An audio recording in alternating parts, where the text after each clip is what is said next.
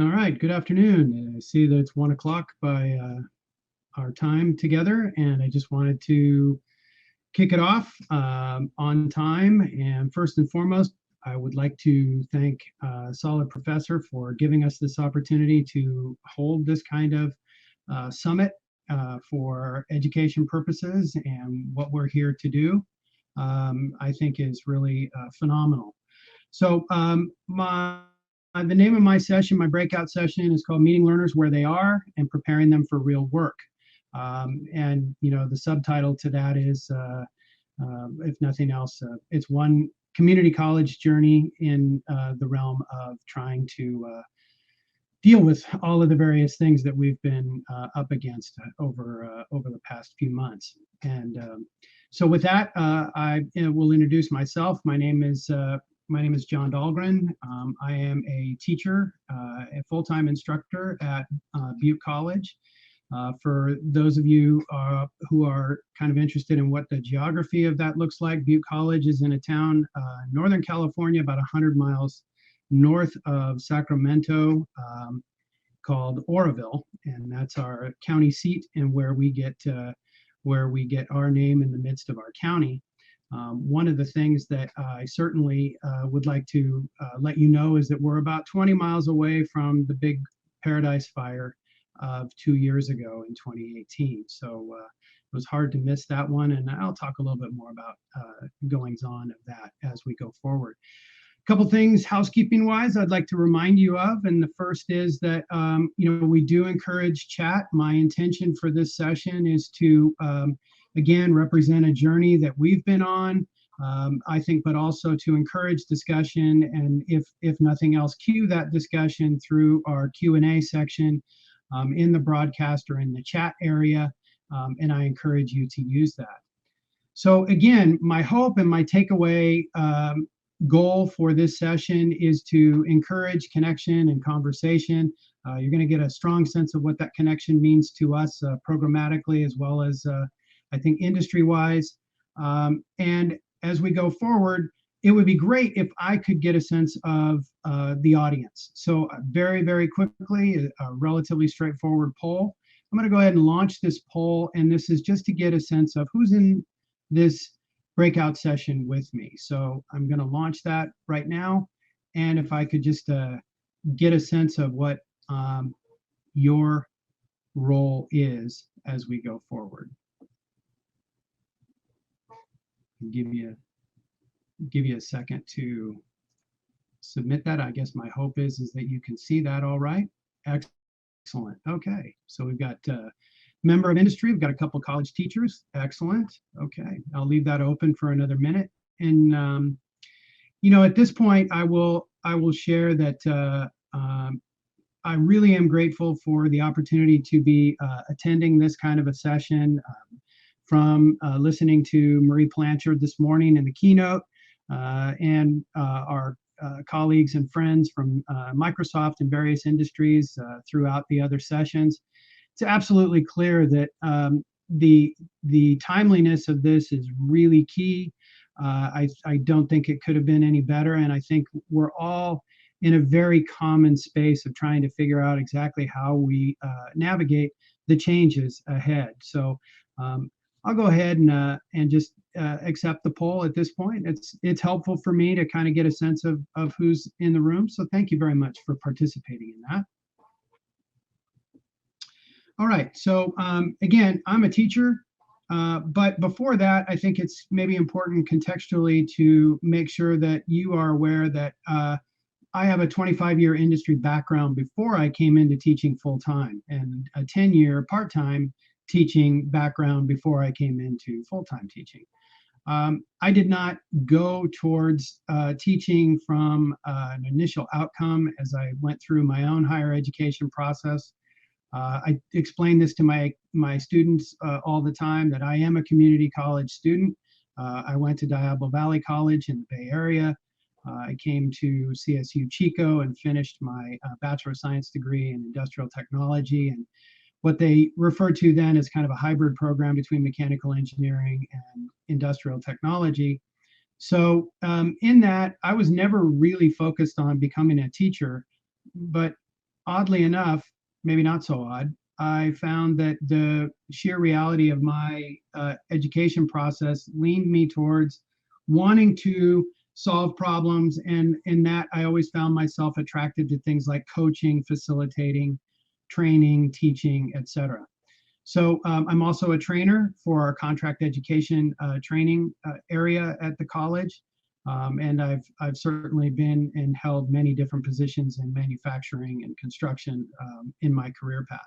So I bring all that as either experience or baggage or both to my role as a full-time instructor at community college. And in that, I am the only full-time instructor in our program area called drafting technology. And I serve inside of a program area where we have three programs, computer science, engineering, and drafting technology, all serving our particular student body needs. So that is all my contact information as well, and I'll repeat that at the end of our time together today. And like I said, my interest in having you here is probably more to get any type of question, commentary, thought process, and sharing that we can do here.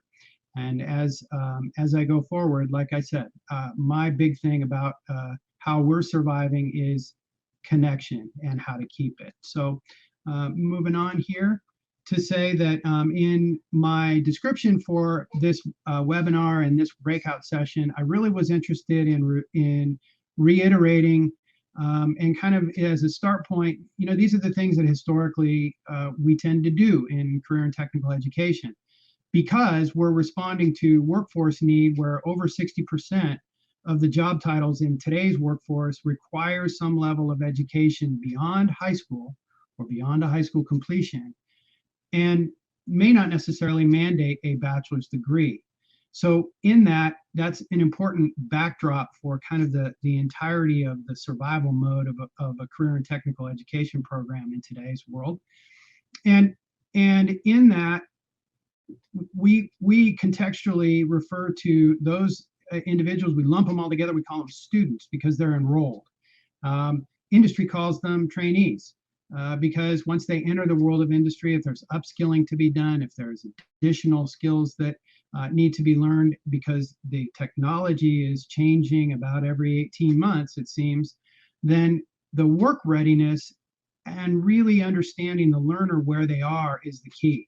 So whether I'm teaching or I'm training, I'm really taking that focus. And I have to be honest, I'm in my late 50s. I'm a grandfather of four. My kids are gone and married, and interestingly enough, coincidentally in the industry, my daughter is an interior architect, and my son is an industrial technology teacher at a local high school. So in that sense, it kind of follows family lines as well. At the work readiness level, we're all learners. We're all really focused on what it's going to take for us to find the most efficient path moving forward to attain the goals that we're looking to achieve. So in that, we've experienced, and maybe a little bit ahead of in the world at large, but Butte County as a specific area of California has been through a lot in the last few years. 3 years ago, we experienced a massive evacuation of almost the entirety of the county because we were concerned that there was an imminent break in our dam, the largest earthen dam in the United States. It didn't happen, fortunately. We followed that up the next year with our Paradise, the Ridge Fire, that wiped out essentially a third of our student population at Butte College.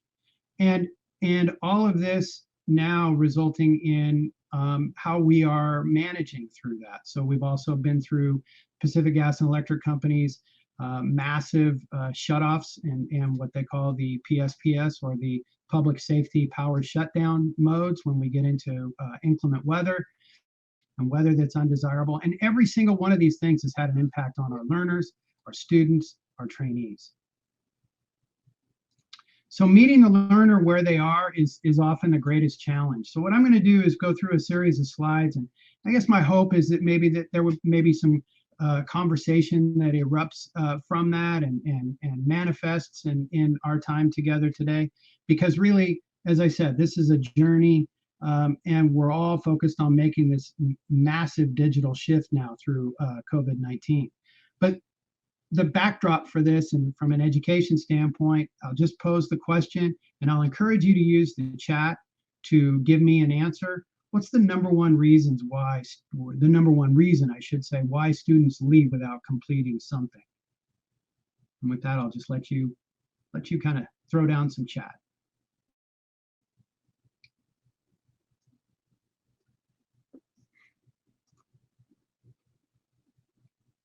I'll give it another minute here. So, the number one reason may not necessarily be what you think it is. Often we think of things like academic rigor, it's too hard. We think of things like money because it's too difficult to afford, and affordability. Yeah, Tony, I appreciate what you're saying. Natural disasters, there it is. Absolutely. that is a huge factor right now. All right, I'll give it another couple seconds here. And, I think, as I said, it's different than we think it is. And I really appreciate this more from coming into education from industry, because my sense of it was, I really thought it was rigor, and I thought it was the academic side. It was just too hard. It wasn't for me. I didn't feel, and ultimately, let me just show you what the number one reason is. Because they don't feel like they belong. They just don't feel connected.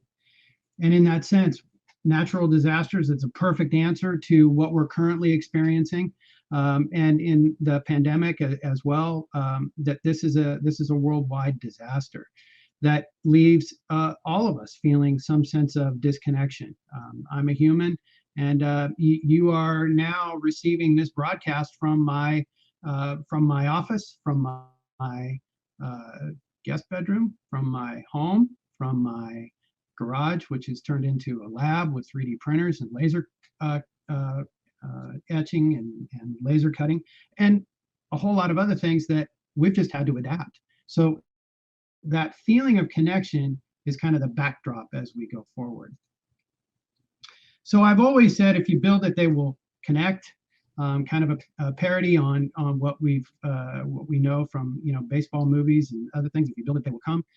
So when we started to reinvigorate the drafting technology program back in 2009, 2010, we knew we needed a space, and it had to be a community. So what I'm really saying is that the community that was most familiar and comfortable to me as a student back in junior high school, and into my college years, and certainly in my community college years, was I wanted that place where I felt like I belonged. And so if you build it, they will connect. And I will say, but if they build it, then the real benefit and the real opportunity is they will stay. And so even as technology rich and challenged as we are to stay in this pandemic, connectivity, there are some permanent lane changes that are taking place that are going to essentially put at risk. And I heard in another breakout earlier today that is a program, the New Mexico University of New Mexico, or New Mexico State, excuse me, my colleague from that school was talking about making their program online. Then the reality of facilities and how facilities are managed immediately put their face-to-face labs at risk.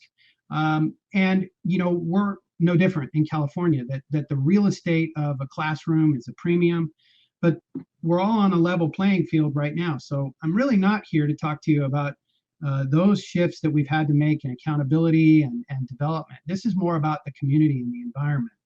So if they build it, they'll stay. That's key. And that's a key element of feeling like they belong. So that connectivity is laden in the backdrop, the infrastructure of what honestly we don't necessarily see on a day-to-day basis, but we take for granted. The problem is that things that are usual and customary to our work in a face-to-face lab, things like mousetrap cards, bridge builds, reverse engineering projects, We've got a project that we do on Boise Cascade, food carts, all those kinds of things. We have to adapt, we have to change, and we've had to change quickly. Everybody experienced what the spring was like, the unknown that we all experienced. So, clearly our first long-term go at this was impaired by not exactly knowing what was next and when we were coming back. Our college, I think, sadly, we made the decision relatively early. We made the decision back in late April, early May, that we were going to continue with this online, distance-based, restricted face-to-face presence education process through the fall of 2020. I think in retrospect, I'm probably grateful for that, because it did give us a more customary is kind of out the window, but a more reactionary lead time to be able to make some adjustments and some things going forward. So we all know in some case that the embedding of the teaching and training kind of goes hand in hand. And I will kind of make a stop point here to say I'm really grateful that in addition to the community that we've created, if we connect and we connect with them, then they'll find their way to success and achievement. And let me just say that initially, when we were reinvigorating the program back in 2009, 2010, I really believe that was because our content was the best content we could come up with, and our associate faculty came from the ranks, and we literally employed people who had been through the program, which meant that Solid Professor, and I don't make any, let me just put it this way, I'm Reformed and I'm a believer in Solid Professor, but I was a very, very difficult sell. And I'm sure my customer record will show that, because I didn't believe that was complementary to what we were doing in the classroom. And I'm a believer now, because I want to be able to concentrate on the lane change from face-to-face to digital in the projects-based realm, and let the training-based use of application, our applications of choice, our Autodesk product and SolidWorks product, we try and create as many connecting points for the students to understand the basics of the application. But all I can tell you is that my belief now is that Solid Professor can do an equally effective job, if not better job. And we're better equipping the students for real work because we're connecting them to a source that exists outside of the school. That is one of the key elements in my takeaway for us all today, is to recognize that Solid Professor exists as the student transitions out of the Canvas learning environment, which is not available to them after they transition to industry, to an industry based, industry accepted, industry collaborated standard for learning and training. And I'm happy to connect the students to that now, because if I'm not connecting them to it, I'm not doing my job. So building a community, regardless of whether there's face-to-face, really rests on what I'm saying here: taking the call into action and charge. What we are doing is building that community that by, for, and about it is students. And in doing that, some of the best opportunities we have to continue our work is with students who are able to connect with us from our teaching past, who represent the current, what's going on in the industry. So briefly, as I continue forward here, we continue to connect with the students when they see a clear pathway. So it's incumbent upon us as teachers and in that training realm is that we have to really be showing the relevance and the connection back to the students. This is why you need to know these things. An example is I'm big in the mechanical area because I come more from a mechanical background. That things like metrology are extremely important. So learning how to read a micrometer, learning how to read a set of calipers is extremely important. If I haven't physically seen my lab since March of this year, but that notwithstanding, the next time I go in, I'm confident that my 3 foot by 4 foot granite will be in there, my measuring table, my height gauges, all of those things that wouldn't necessarily be usual and customary to a drafting lab, are usual and customary to the real world. So again, that real world connection begins in that lab environment. So, building that sense of place really is about saying yes. And I've often received as feedback from students and even those who have transitioned into industry, some that I call friends now, former students. The big thing that was their takeaway is that regardless of the circumstance they were presented with, they could come into the drafting lab and find a way that a teacher would say yes rather than no, or a way that that uplifting, connecting, well, maybe it is no in this particular regard, but let's find a way for you to succeed using an alternative solution. So again, in the spirit of the real world connection, that is extraordinarily important for the student to get a sense that we're about helping them, not necessarily restricting them. So that sense of place really begins with the word yes as much as possible. So knowing the student, knowing how to connect. So the pathways are extremely important, the high hopes and expectations. Let me just say that there's a reality check that happens here, because often students come into our program, and again, this is not necessarily saying it's restrictive to what Butte College's experience is. I think it's more widely known is that, one, coming to the community college is not necessarily the program of first choice. Coming to a community college is often after a student has experienced some sense of disconnection and maybe even a sense of failure, that they come back to the community college because, number one, it's community, it's close to home, and that they can find their way back to their feet. And so when coming in, that pathway experience is extraordinarily important, not because we're the first or we're the first choice, but because we're a sense of a plan that can move them forward. So in our experience, and again, this is Butte College, but this is kind of history giving you a sense, 4 out of 10 of our students are intent to transfer to a CSU or a UC for engineering. 3 out of 10 are intent to transfer and become either an architect or a construction professional, which leaves 3 out of 10 students undecided. They're somewhere in between. Don't know, not exactly sure.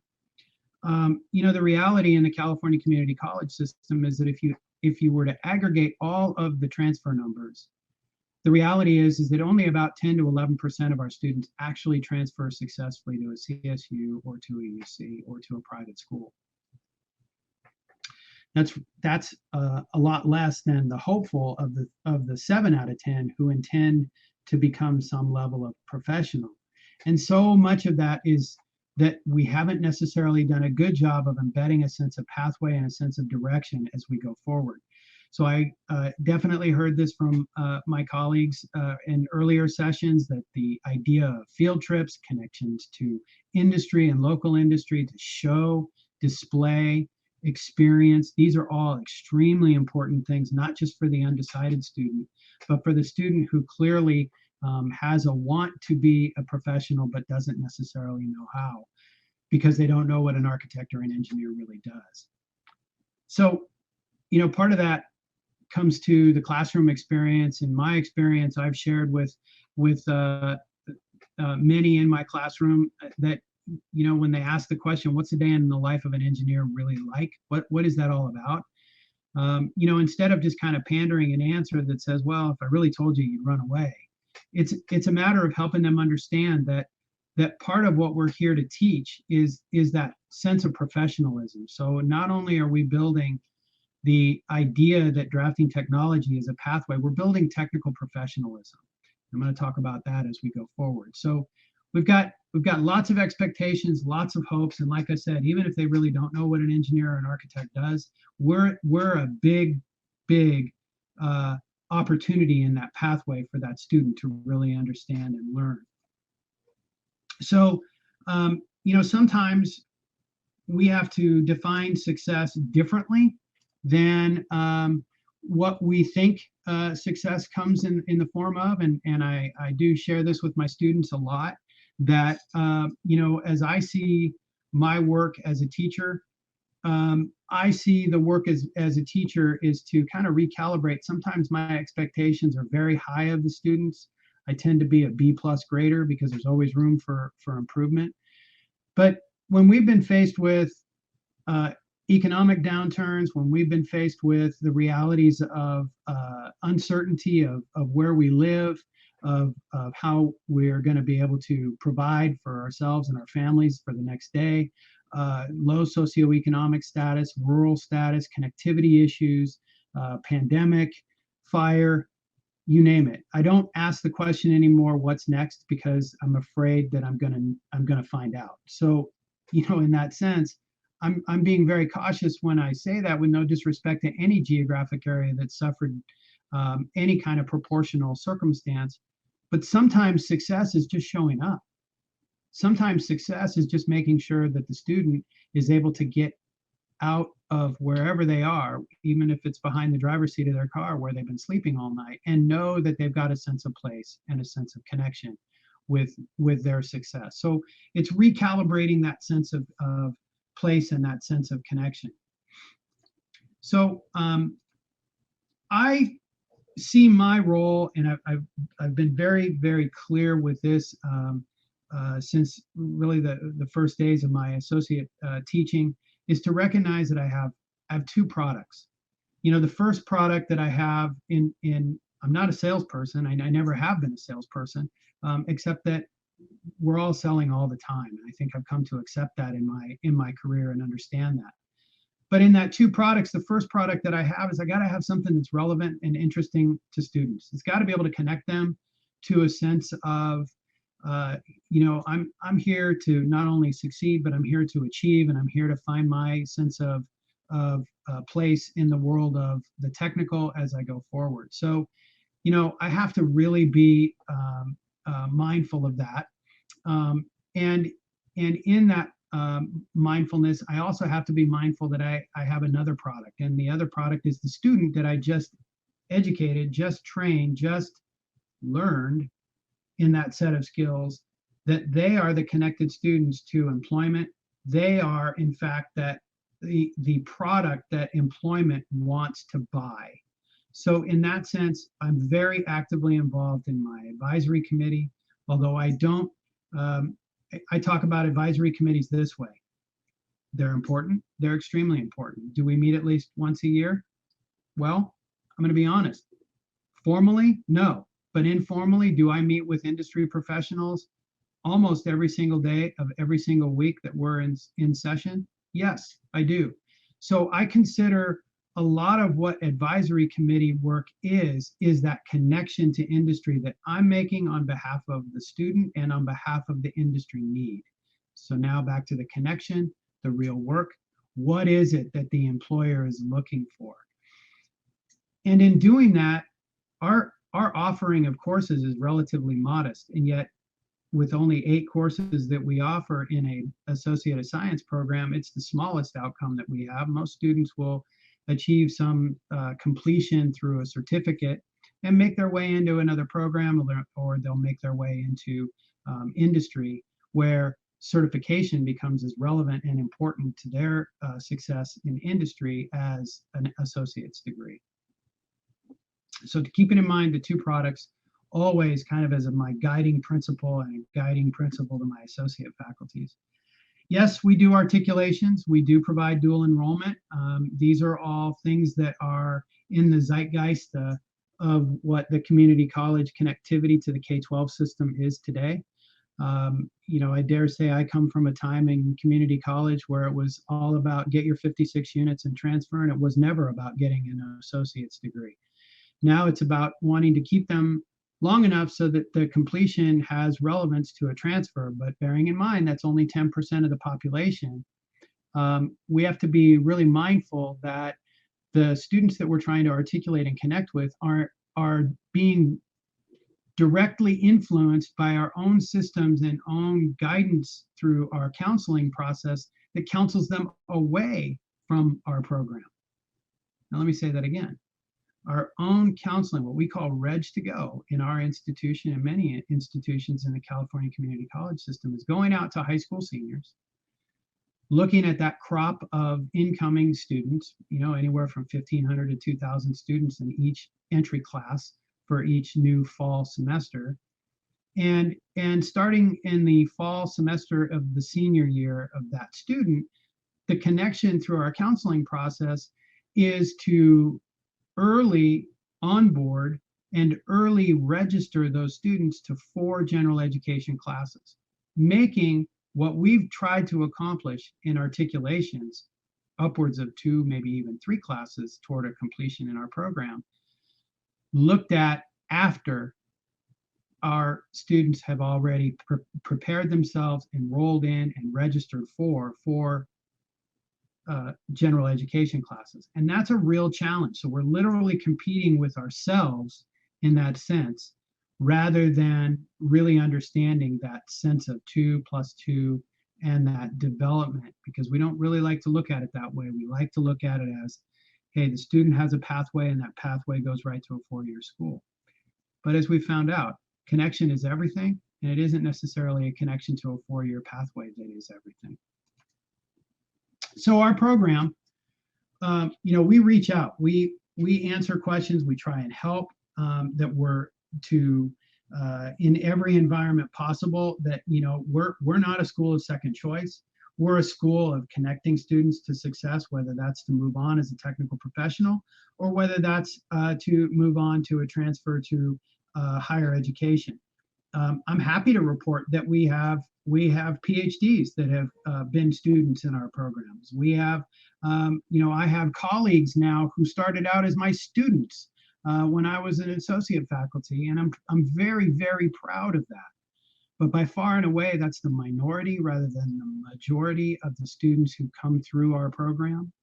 And we're a connecting point. So again, there's another aspect of the connection to the real work happens through what we're looking at as, this could be a rest stop or it could be a destination. It really depends on what the student is looking for, resonates with, is passionate about, and that really rests in our hands as faculty to ignite that as much as possible. So those personal connections are important. And I don't necessarily have an opinion one way or the other. I'm just sharing with you what works for me. But I say this to students all the time, and that is, once you found your way into my cell phone, you don't leave. And even if it's 5-10 years later, I've had students come back and ask me a question about guiding them. And sometimes that comes while they're in class and they're looking at higher education. So that enrollment guidance, that sense of, even in high school, I will encourage high school students to put my number in their phone. And, really, truly, to be completely honest, and remember, we're only 20 miles away from CSU Chico. So, back in the day, the #1 party school in the nation, all that neat stuff. And some of my colleagues are really sensitized by the fact they don't want to have that kind of contact with students. My opinion is that's the only way I'm going to find a way to connect with them often to success, because I've got to meet them where they are. And they've got a question and I want to be available to them. So I'm not afraid of using that as a tool. And I've only been texted once in the entire time I've been giving out my phone number, which is 29 years with AT&T. So it's the same number I've had for almost 30 years. Only one time. So the other thing we did a long time ago, which is serving as an investment, and sometimes that investment is pretty dry, is that we started a campus club. The reality of a campus club at the community college level is really challenging, because sometimes we don't reach the students long enough to get a good foothold in a 2 or 3 or 3.5 year experience with them.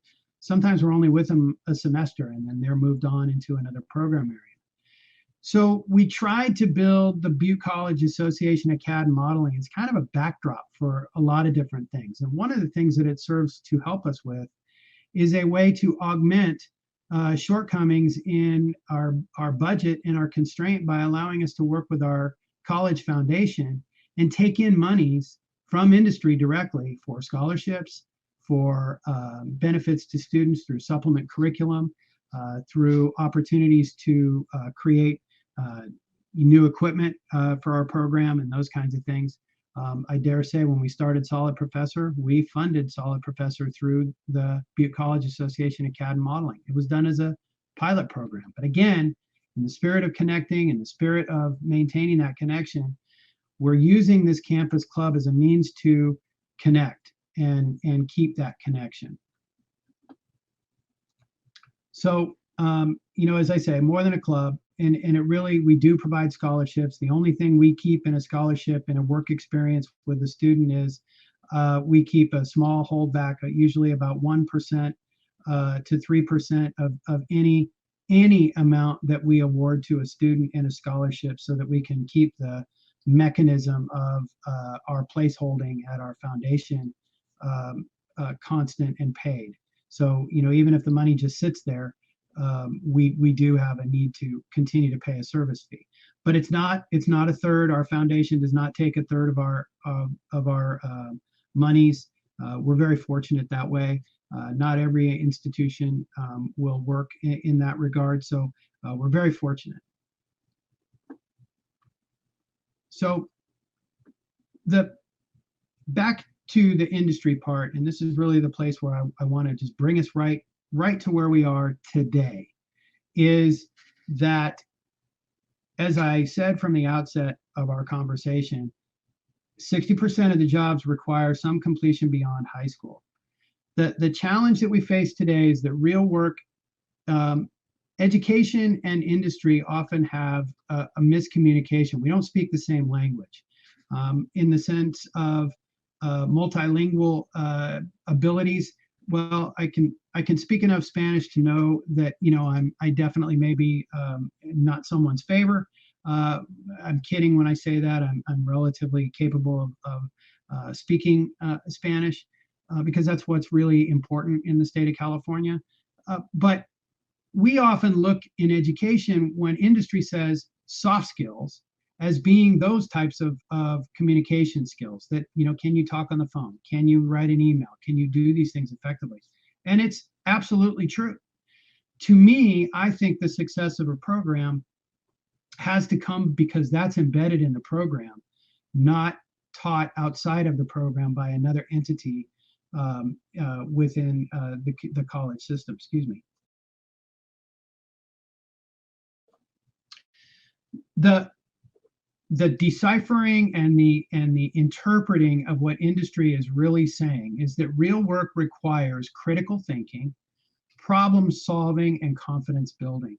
And so much of what we encounter today in today's student who has a vast universal library card available to them through Google and through a lot of other means to get information, is that we've embedded kind of an inverted sense of confidence because they don't want to be wrong. Our students are always looking for the right answer, not necessarily that the right answer might lead them to the incorrect answer, but what did we learn? So the critical thinking, the problem solving, and the confidence building is what I see real work requires, and is incumbent upon us, whether we're in duck and cover mode with COVID or whether we're face to face with the students, is to really help the student appreciate the need and why, how and why that's important.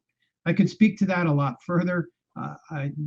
Solid Professor has been very gracious to give me an hour. They asked me whether I wanted a half hour or an hour, and I said, I probably could go on and on, but I'll graciously accept an hour to share, because I really do think that this is a language problem between education and industry, that if we could solve some of these shortcomings in that language barrier, I think we'd be a whole lot better at preparing students for the real world of work, the technical professionalism. Because we do teach the students how to write an email. We do teach the students how to fill out a time card. We do teach the students how to communicate.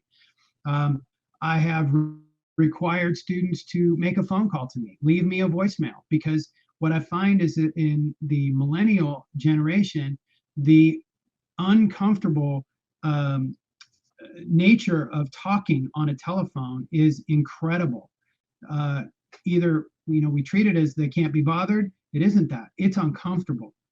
But it's guys like me and members of industry. And when I say guys, that's the royal sense of all genders, and not specifically men. But the reality is that those of us who are in hiring decision capacity in industry are older. We're a different generation. So it doesn't matter what gender we are.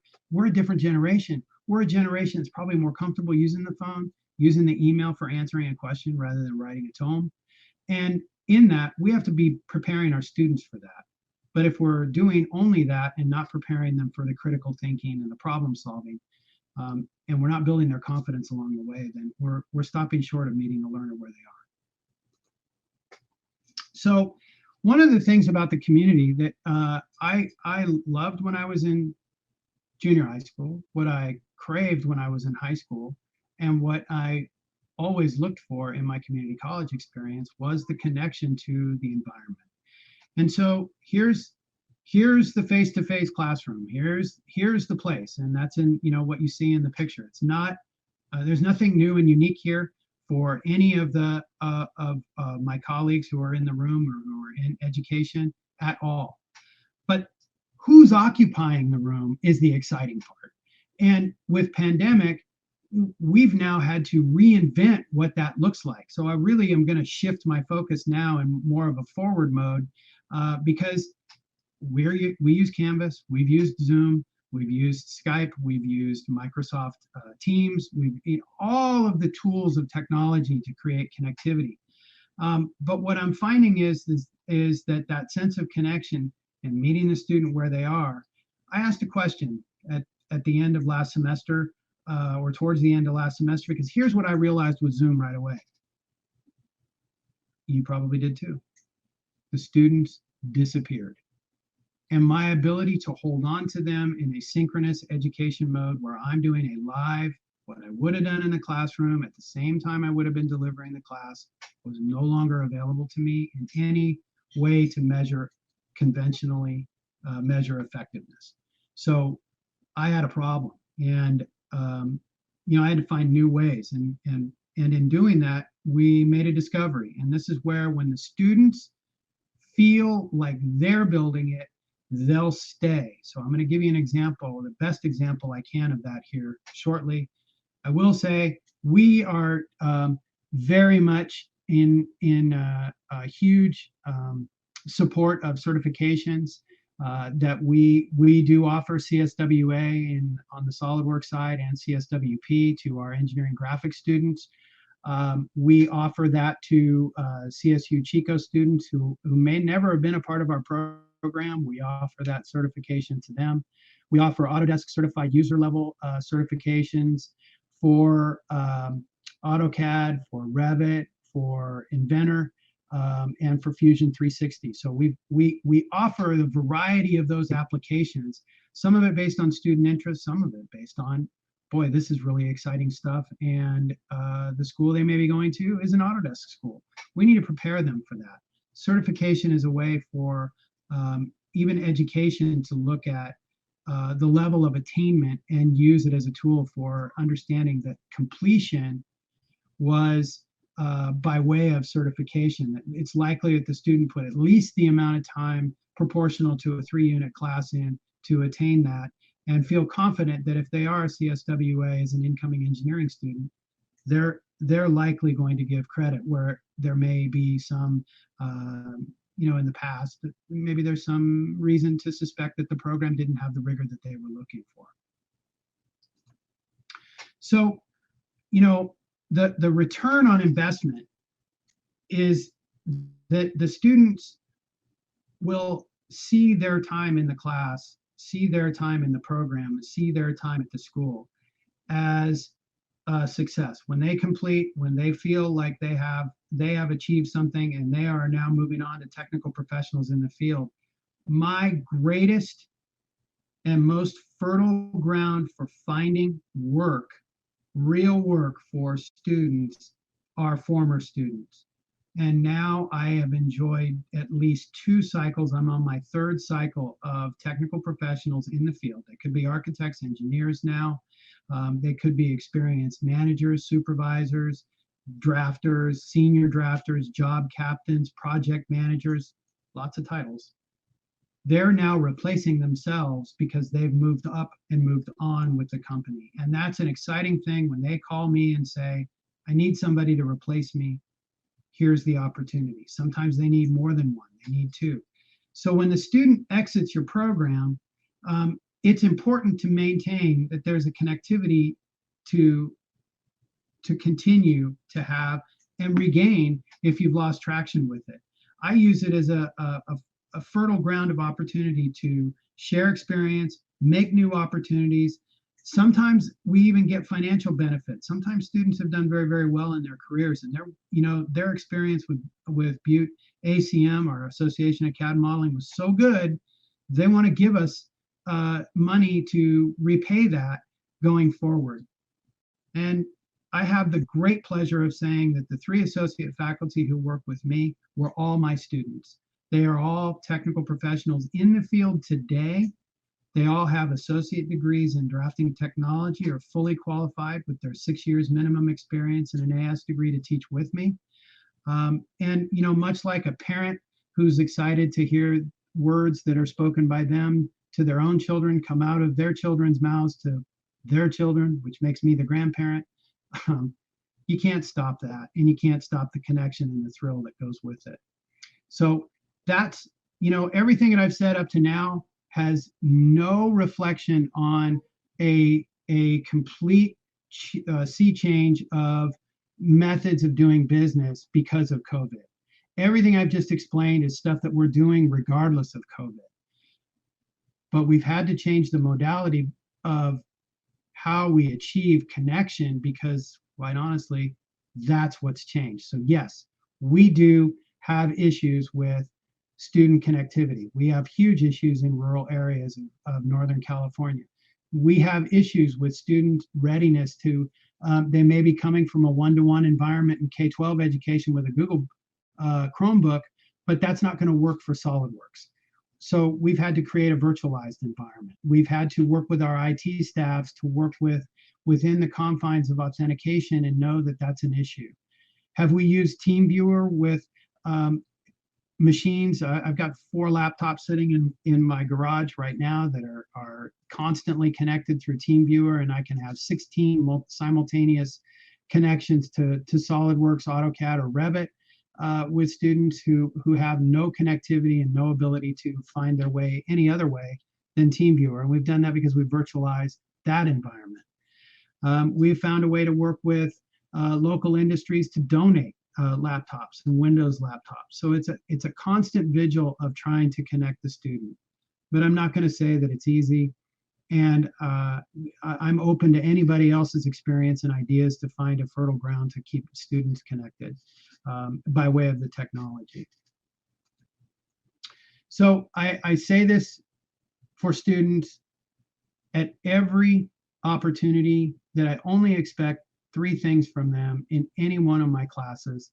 And that really boils down to success, achievement, and happiness. And I can't necessarily define happiness, but I know it when I see it. And I know it because success and achievement have happened. And that really happens first and foremost through a sense of connection.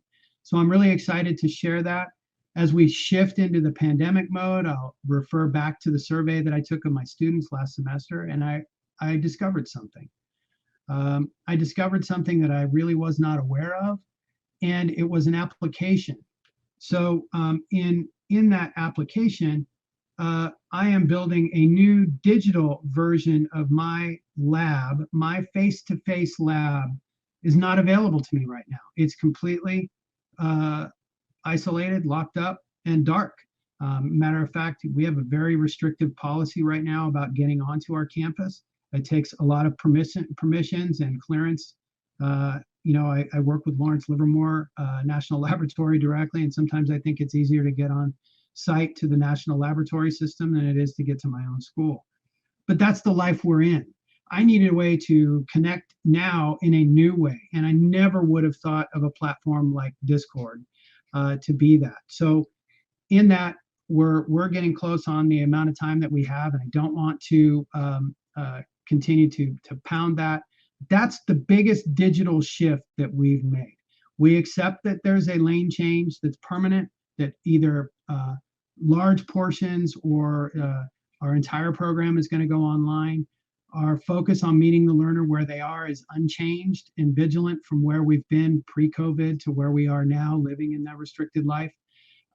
And as we go forward, my goal is to create an augmentation of any environment face to face that we return to using an app like Discord, where I have the ability to allow students to connect with each other 24/7, 365. Now, one of the challenges with that is, well, I'm not in the room. Exactly. I don't want to be in the room. Discord allows me to connect students in the present to each other. They can connect because the teaching base is getting larger every single day. The problem solving is there, and it's a place where they feel a sense of connection. Voice channels, text channels, video channels, and screen sharing are all available to us inside Discord. And do not rely on me or any one of my colleagues to open a Zoom room. And that doesn't take Zoom away or out of the equation. There may be need for that, but in that student to student connectivity, I want this community to thrive.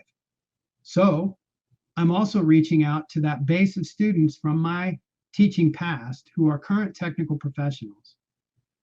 And I'm using their opportunity to connect with Discord to connect with our present students. So essentially, I'm creating a larger informal teaching staff to connect with students. Nothing better than a former student to connect to a current student that says, this is what I experienced. This is cool stuff. This is why you should stay in this program. So what are the risks? Well, the risks are maybe it might lead to some inappropriate behavior. We have the opportunity to build the environment in such a way that we have what are called bots that are policing things like spam and spamming. That there are going to be enough of us on the faculty realm in the room at any given time that we're going to be able to police it. And the former and the present students with experience in the face-to-face understanding know what our values are, which means that things like cheating and plagiarism do find a way to self-administer. And I'm not saying that we don't police it. All I'm saying is that the reality that we remind students of all the time is that you're going to connect. If your boss finds out in the future that you really don't know what you purported that you know, then that's not going to be a happy outcome for you. And as a technical professional, nothing worse than to be disgraced and be losing your job because you really don't know what you know because you took advantage of something to plagiarize. It's easy to get through school that way. But when we remind students of that, they find a way to really self-reflect and self-police. They're thirsty for the knowledge, they're thirsty for the connection, and they're thirsty for how to do it. So that is extraordinarily important as we go forward. Okay. So with that, I'm going to kind of go into questions briefly. Thank you for the opportunity. That's my contact information there at the bottom. I'm really passionate about this, so I'm happy to share what I know going forward. Because regardless of pandemic, this is the way that I just believe that there is success in mind. So let me get to some of the questions before we completely run out of time here. So they are discouraged by the challenges of don't know and how to overcome. So in this case, I'm always looking at and then the most fundamental thing. Here's an example. Had a student connect with me the other day. Hey, I need to make a cone. Relatively simple. They're doing it in SolidWorks. I said, great, here's 3 different ways. And literally in 3 sentences, I was able to explain that we can make a cone using 3 different methods. Extrude with a draft. We can do it as a revolve with a right triangle, or we can do it as a loft, and a loft to a base to a point. So in essence, that when the students see that there's more than one way to do it, that can filter into the way we think for solution as opposed to the rhetorical, no, don't do it that way. I hope that helps. Yes, Mady is making sure that we connect by turning in your form for the evaluative part and how you liked this presentation and how much it made sense. Referenced ability to speak in Spanish and how important that is. Do you teach both in Spanish and English? My ultimate goal, I do not currently teach a section of my courses in Spanish. However, I am working toward that goal. We are a Hispanic serving institution. 27% of our population at our college is Hispanic, Latinx, and I am really excited about the possibilities of doing that. As you can see, even today, with my presentation, I'm trying to utilize subtitles in Spanish. Now, recognize that there's kind of a paradox there because subtitles in Spanish, we like subtitles because of ADA. I'm looking at subtitles because of multilingual opportunities. And so there's the need for subtitles to meet ADA, and there's need for subtitles to meet opportunities for second language. So hopefully that helps.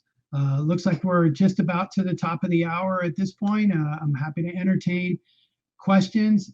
This invitation, I know this presentation will be canonized in a recording, so I look forward to making sure that you all have connectivity, but let me just remind, and if you have your camera real quick and your phone, just take a picture of that. That's an open invitation for you to join us at the Butte ACM server on Discord.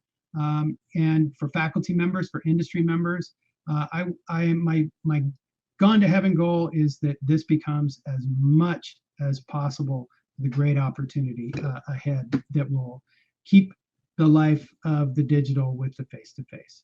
So with that, I thank you. I really appreciate you being here, and have a great rest of your conference.